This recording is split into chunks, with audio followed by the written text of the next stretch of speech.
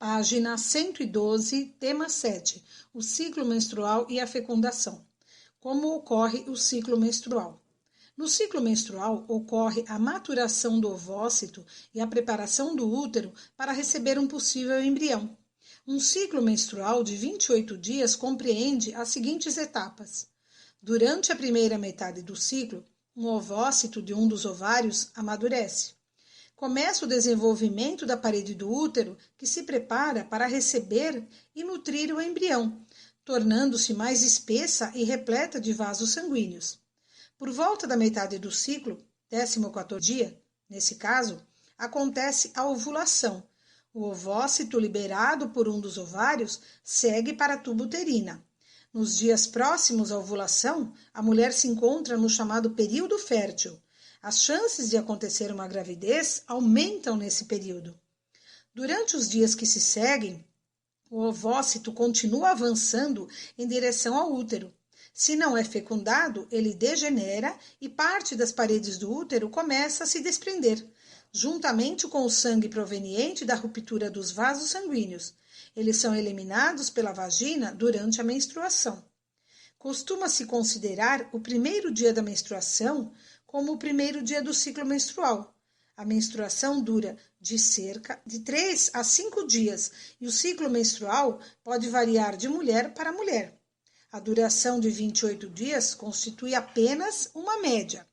Observem a imagem do ciclo menstrual de 28 dias.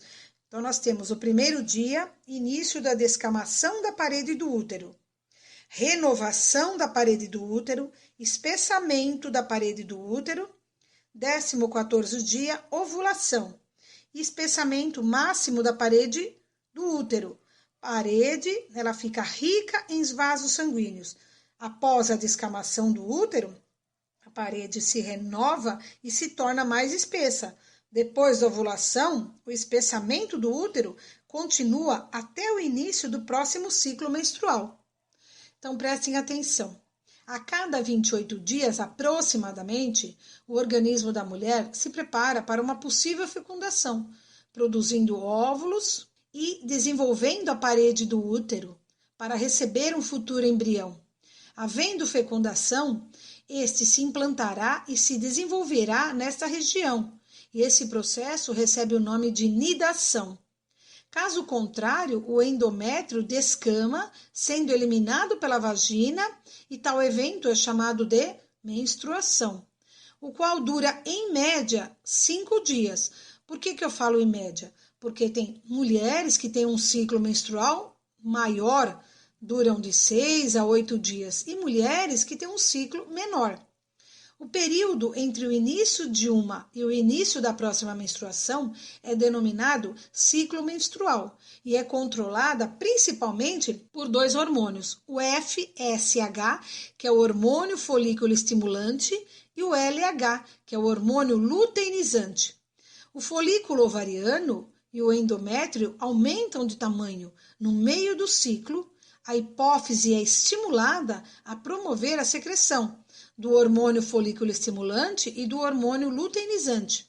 O folículo se rompe, liberando o gameta feminino, que é o óvulo, e se chama ovulação, esse processo. O óvulo, o ovócito, ele pode ser fecundado entre 24 e 36 horas após ser liberado. Não ocorrendo a fecundação, as altas concentrações de progesterona diminuem a secreção do folículo estimulante e do hormônio luteinizante, e fazendo com que diminua a concentração de estrogênio e progesterona, provocando a menstruação. Página 113. O encontro do ovócito com o espermatozoide. A fecundação ou fertilização consiste na união do ovócito com o espermatozoide. Depois de fecundado, o ovócito passa por alterações e passa a ser chamado óvulo. Normalmente, o encontro e a união dos gametas masculino e feminino ocorrem nas tubas uterinas. Durante o ato sexual, milhões de espermatozoides são liberados pelo homem na vagina da mulher. Os gametas masculinos percorrem o útero e chegam às tubas uterinas. A maioria dos espermatozoides morre durante esse trajeto Apenas alguns conseguem chegar até o ovócito e, em geral, somente um deles penetra no gameta feminino. Depois de ser fecundado por esse espermatozoide, o óvulo produz substâncias que impedem a entrada de outros espermatozoides. Então, prestem um pouquinho atenção. São milhões de espermatozoides que são liberados na vagina da mulher. Só que o que acontece? Muitos desses espermatozoides eles vão morrer logo na entrada da vagina, devido à acidez que serve para proteger a mulher contra bactérias. Alguns nascerão com problemas, por exemplo, sem a cabeça, com más formações. E outros vão morrer por exaustão, porque eles têm que, a nado, passar por todo o útero até chegar nas tubas uterinas. Um ovócito é liberado do ovário aproximadamente na metade do ciclo menstrual.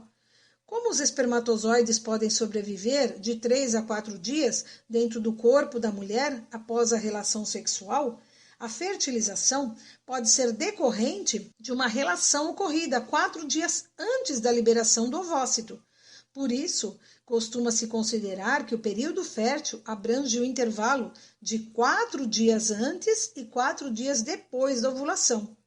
A união do núcleo do óvulo com o núcleo do espermatozoide promove a formação do zigoto, que contém material genético das duas células que o formaram. No início, o zigoto é uma única célula.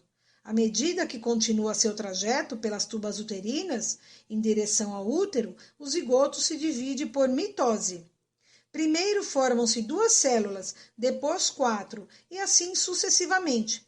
Essas células originam o embrião. Por volta de 7 dias após a fecundação, o embrião chega ao útero e se implanta na parede uterina. O processo de implantação do embrião na parede uterina é chamado de nidação. Observem as 2 imagens, que é a fecundação do ovócito. Na imagem A, nós temos aí formação do útero aí. Então, nós temos a parede do útero, a vagina, os espermatozoides, o ovário, o ovócito, tuba uterina e o encontro do espermatozoide com o ovócito. Na imagem B, 7 dias após a fecundação, ocorre a nidação. 3 dias após a fecundação, 8 células. 2 dias após a fecundação, 4 células. Primeiro dia após a fecundação, 2 células. Vamos prestar atenção na explicação.